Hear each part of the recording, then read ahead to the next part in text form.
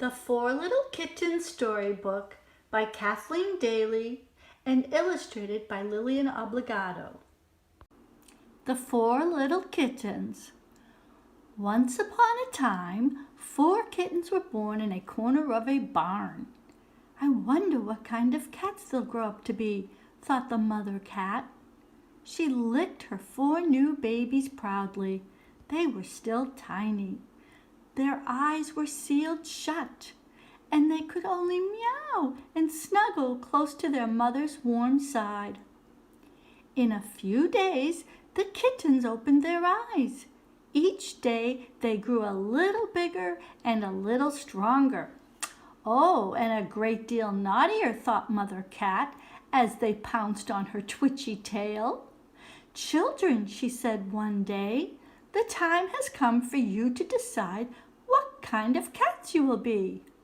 Tell us, meowed the kittens. "What kind of cats are there?" Mother Cat sat straight up and half closed her green eyes and began. "Well, there are alley cats. An alley cat is long and lean. He slinks like a shadow, sleeps where he can, and eats what he finds. A free cat is he, no manners to mind, no washing paws, no sheathing of claws. He does what he likes, and nobody knows but he. Your Uncle Tom is an alley cat. Many friends he has, and they make fine music at night to the moon. His enemies are stray dogs and turning wheels and cold, sleety rain. He is a wild and clever cat, the alley cat." "That is the life for me," said Tough, the biggest kitten, and off he went to be an alley cat like bold Uncle Tom. "Now, your Uncle Tar was a ship's cat," Mother Cat went on to say. "A splendid cat he was, with a ship for a home and sailors for friends. A ship's cat visits seaports 1,000 miles away and talks to foreign cats and chases foreign rats that try to come aboard. A brave cat is he, a jolly roving cat, a ship's cat." "And many other tales your Uncle Tar could tell."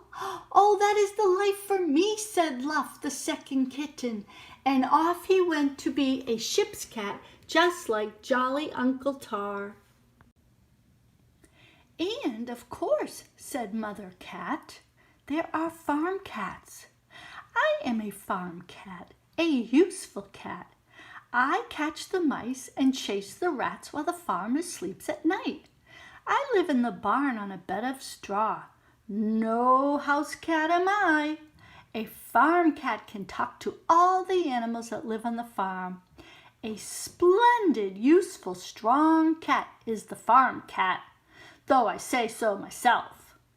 "That is the life for me," said Ruff, the third kitten, and off he went to be a farm cat like his mother, and Mother Cat purred.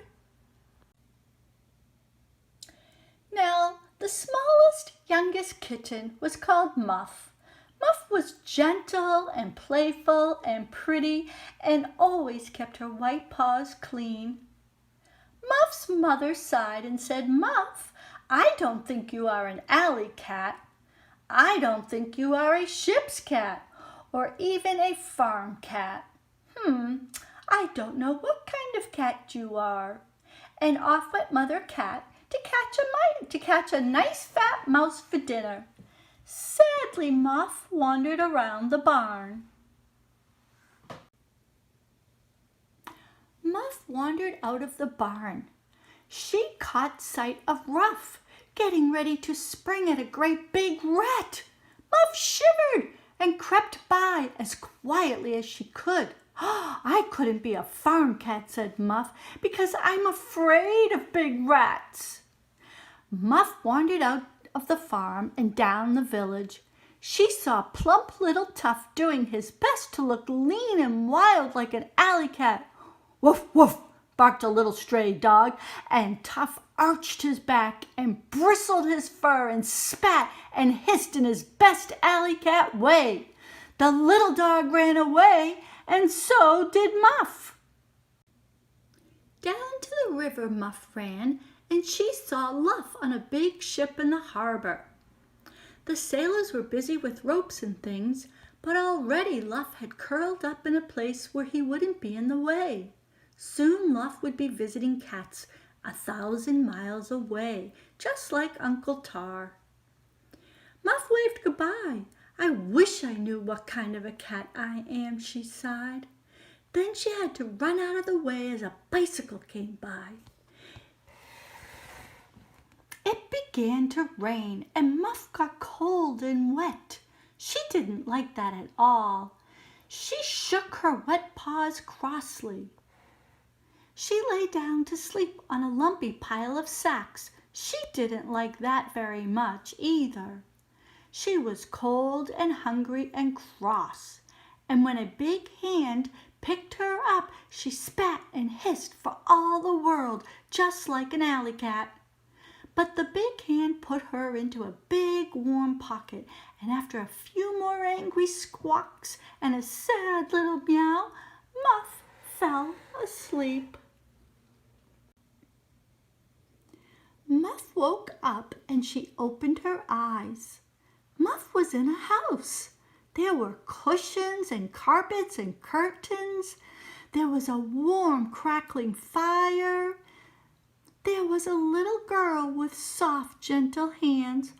"Oh, what a lovely kitten," said the little girl. "Oh, I wanted a kitten so much. Now I won't be lonely anymore." The little girl gave Muff a saucer of cream. Muff drank it all up with one white foot in the saucer to keep it steady. Then she washed her paw and licked her whiskers. This was much better than fat mice for dinner. The little girl played with Muff. She dangled a string, and Muff jumped and pounced in her prettiest way, and the little girl laughed with delight. Muff purred. This was much better than running away from barking dogs and turning wheels. The little girl lifted Muff into her warm lap, and stroked Muff's fur. "Oh, it's nice to have a kitten," said the little girl happily, and Muff purred loudly. This was much better than a pile of lumpy sacks or even a bed of straw. "This is the life for me," purred Muff. "I know what kind of cat I am at last.